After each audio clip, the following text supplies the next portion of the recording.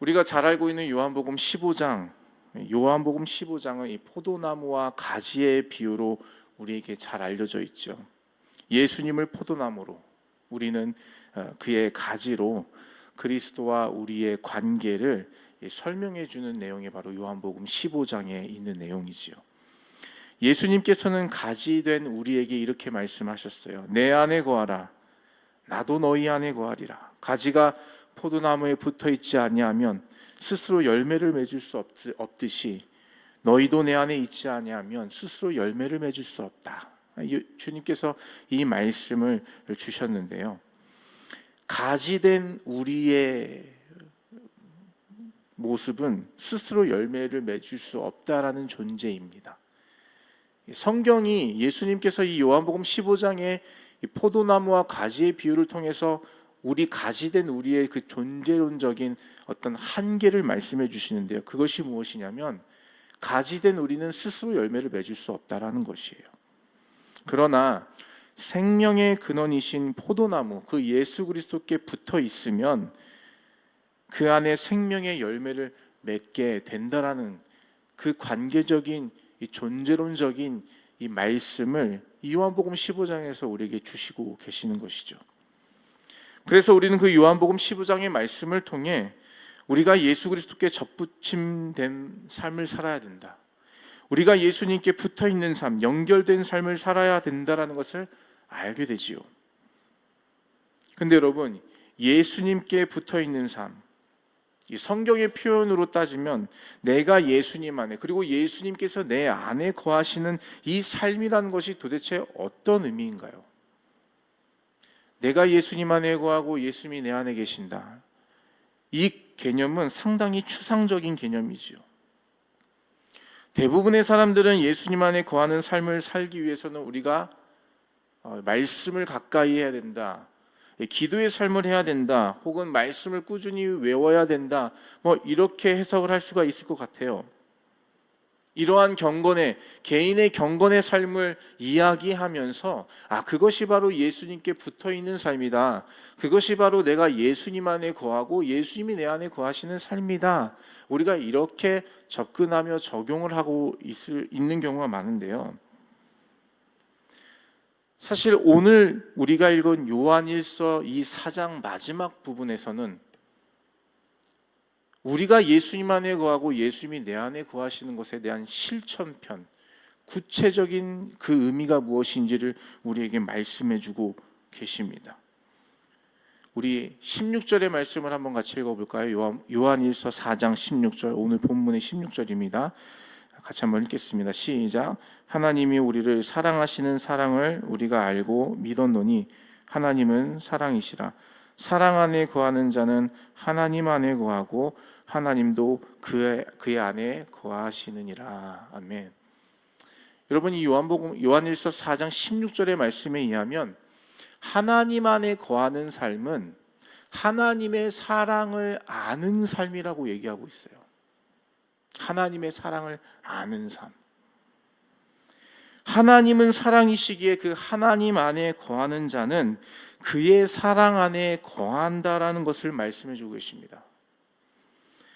하나님 안에, 예수님 안에 거하는 것은 그의 사랑 안에 거하는 것이다, 이렇게 지금 말씀하고 있는 것인데요. 이걸 더 쉽게 얘기하면 하나님 안에, 하나님과 사랑의 관계 안에, 예수님과의 사랑의 관계 안으로 빠져들어가는 것, 주님을 사랑하는 것, 그것이 바로 예수님 안에 거하는 삶이다, 이렇게 말씀해 주고 계시고 있는 것이죠. 그런데 여러분, 사실 이 말도, 이 16절의 말씀도 추상적이에요. 하나님 사랑 안에 거하는 것, 하나님을 사랑하는 것, 예수님을 사랑한다라는 것이, 이것도 사실 추상적인 개념이거든요. 그래서 오늘 본문은 그 이후에 계속해서 말씀을 주고 계세요. 예수님을 사랑하는 자, 하나님을 사랑하는 자는 결국에는 형제를 사랑하게 된다, 이 말씀을 하고 계시는 거거든요. 우리 본문의 20절과 21절을 같이 한번 마지막으로 읽어볼까요? 본문 20절, 21절입니다. 같이 읽겠습니다. 시작. 누구든지 하나님을 사랑하노라 하고 그 형제를 미워하면 이는 거짓말하는 자니 보는 바 그 형제를 사랑하지 아니하는 자는 보지 못하는 바 하나님을 사랑할 수 없느니라. 우리가 이 계명을 주께 받았나니 하나님을 사랑하는 자는 또한 그 형제를 사랑할지니라. 아멘. 여러분, 우리가 앞에서 잠깐 나눴죠. 요한복음 15장에 예수님 안에 내가 거하는 삶, 그리고 예수님이 내 안에 거하는 그 삶, 그것이 굉장히 이론적이고 추상적이라고 했는데, 오늘 본문이신 요한일서 4장의 이 마지막 부분에서는 내가 예수님 안에 거하고 예수님이 내 안에 거한다는 그 추상적인 의미가 어떤 의미인지를 실천편을 우리에게 보여주고 있는 것이에요. 그것은 바로 예수님을 사랑하는 자, 예수님 안에 거하는 자는 결국 형제를 사랑하는 그 모습을 통해서 내가 정말 예수님 안에 거하고 있는지, 내가 정말 예수님을 사랑하고 있는지를 증명하고 있다라는 거예요. 우리가 예수님을 사랑하는지 아니하는지를 어떻게 할 수 있을까요? 대부분 이 질문을 던지면요, 오늘 이 말씀을 기억하고 받지 못한 상태로 이 질문을 던지면 대부분의 사람들은 교회를 열심히 봉사하고 섬기는 것, 그것으로 내가 예수님을 사랑한다라고 얘기할 수 있죠. 증명할 수 있습니다. 이렇게 얘기하실 것이에요. 내가 주님께 드렸던 그 수많은 예배의 시간과 그 노력과 그 모든 것들을 증명을 통해 그걸 가지고 증명하면서 보십시오, 내가 예수님 사랑하잖아요, 이렇게 얘기하실 수 있을 것 같아요. 그런데 여러분, 성경은요, 오늘 이 본문의 말씀은 우리가 예수님을 사랑하는지, 내가 예수님 안에 거한 삶인지 아는지를 어떻게 증명할 수 있냐라고 질문하셨을 때, 형제를 사랑하는 그 모습을 통해서 내가 정말 예수님을 사랑하고 내가 예수님 안에 거하고 있다는 것을 증명할 수 있다고 말씀해 주고 계시는 것이에요. 요한일서의 말씀을 한번 쭉 살펴보십시오. 사도 요한은 명확하고 분명하게 우리에게 말씀하고 있습니다. 하나님을 사랑하는 자는 형제를 사랑하는 것이다.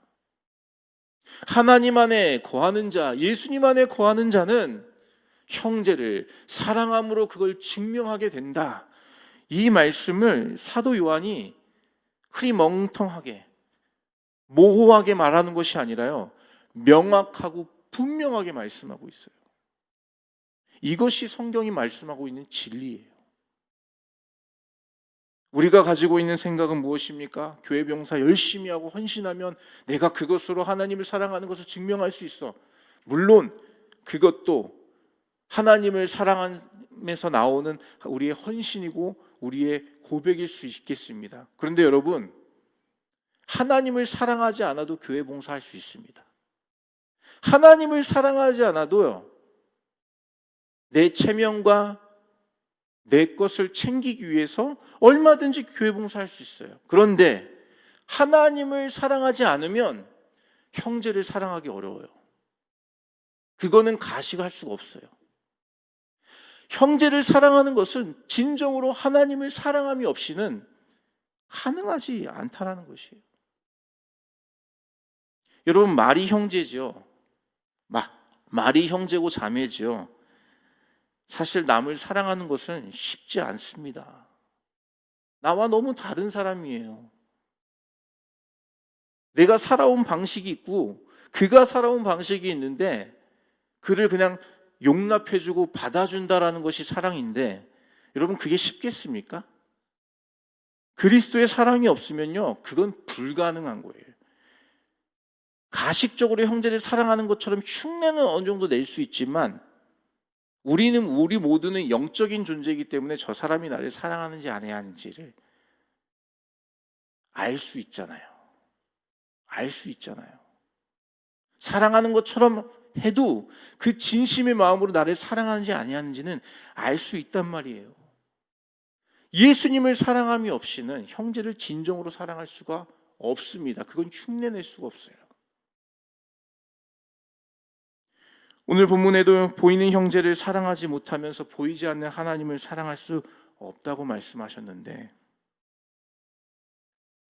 저와 여러분이 오늘 이 말씀을 통해서 이 신년 첫 주를 보내면서 이 요한일서의 말씀을 통해서 주님께서 이 말씀을 하고 계시는 그 이유가 무엇인가?